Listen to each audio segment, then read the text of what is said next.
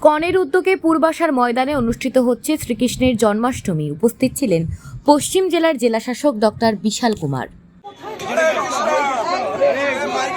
পেছন দিকে যাও।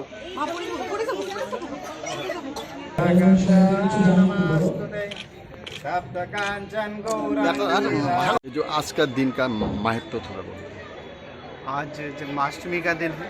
भगवान श्री कृष्ण का जन्म हुआ था और भगवान के जो विचार हैं, भगवान का जो कथन है जो गीता में लिखा हुआ है, उसी को याद करने का आज एक बहुत ही महत्वपूर्ण दिन है। इसमें सबसे महत्वपूर्ण था कि हम सभी को समाज में बहुत सादगी से रहना चाहिए।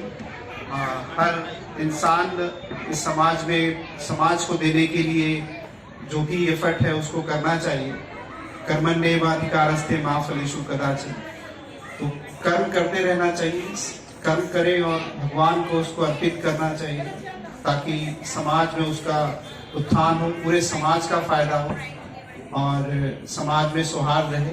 इसी मैसेज को, यही भगवान श्री कृष्ण ने जो गीता में मैसेज दिया है, उसी गीता को याद करने का ये बहुत ही महत्वपूर्ण दिन है।